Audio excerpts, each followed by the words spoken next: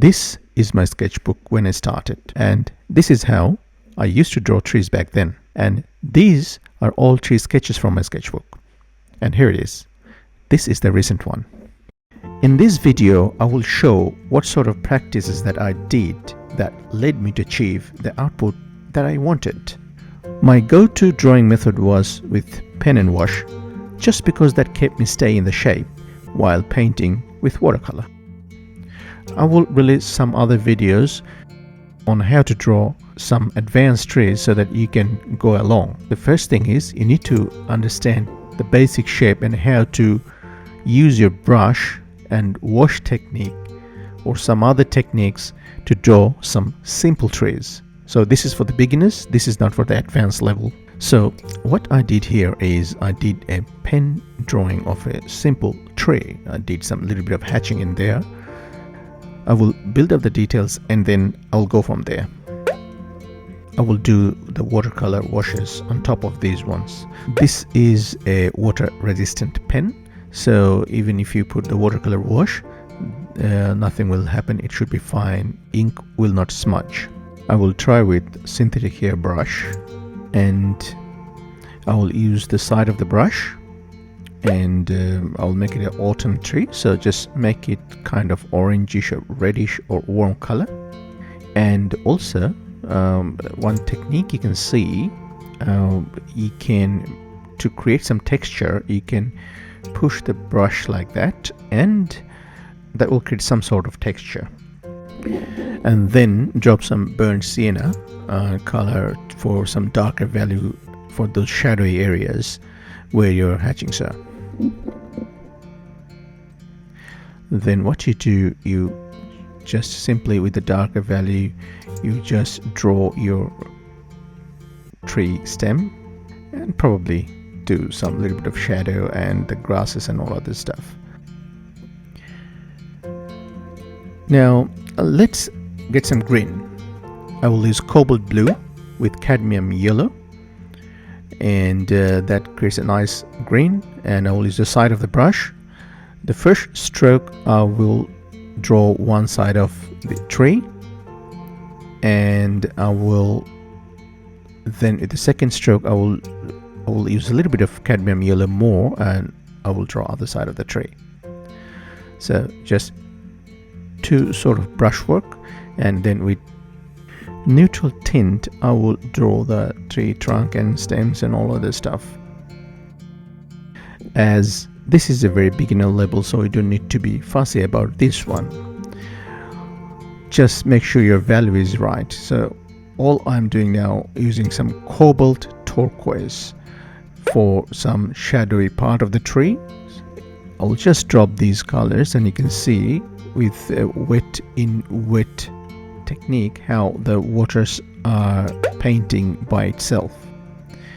And just down at the bottom I'll just drop some shadows or something, green grass, something like that. Okay, now let's see how we can draw a bunch of trees together.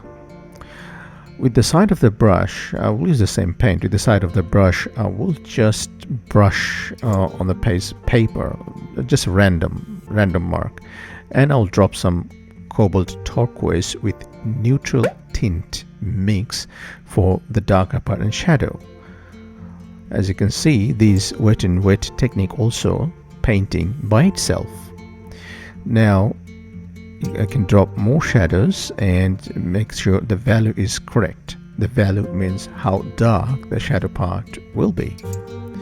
And then use neutral tint again to draw the tree trunk, just probably the Y shape or anything. You just draw something like that. Be creative to draw the tree trunk here, like different size, different shapes. Just be in yourself. And then just use some of your own mark, like your handwriting. When like your muscle memory creates handwriting, you don't need to think about it how it should be. So when you draw this tree trunk and down at the bottom like ground and all this stuff, just use your own mark, and your style will develop from there, trust me, and I can promise it will look good. So these are the trees you will need to practice on day-to-day basis and use them in your day-to-day painting, like urban sketching or anywhere.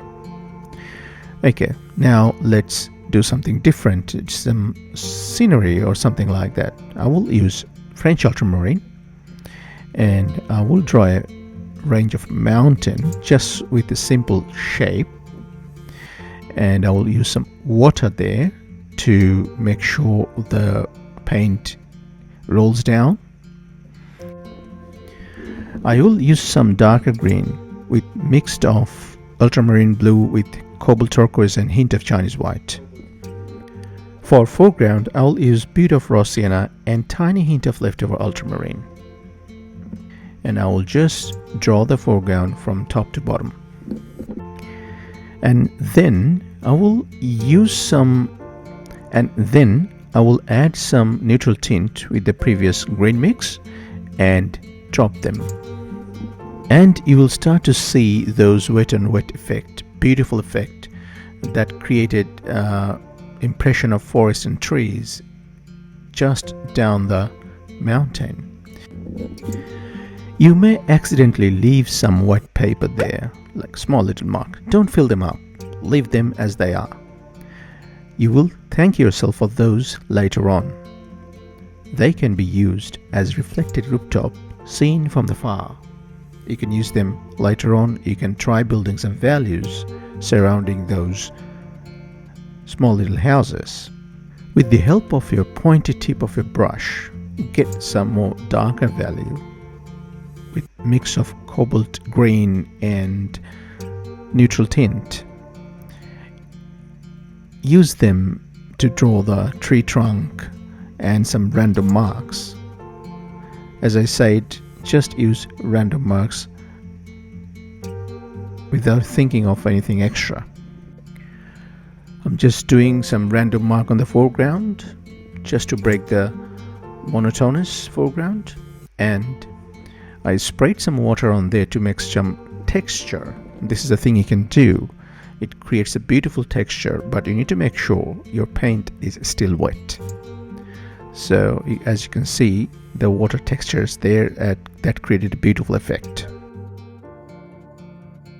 And when it dries up, we'll use some marking again there. As I said before, like your handwriting, you just use your own mark, whatever it comes up in there.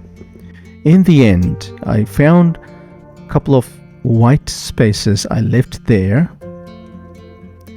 and I will try to build my sceneries around there, just make some darker value as if there are a little bit of trees, forest just surrounding that house or something like that. I'll just make that a house, and I'll make some random sky, and I will let this painting dry for a while.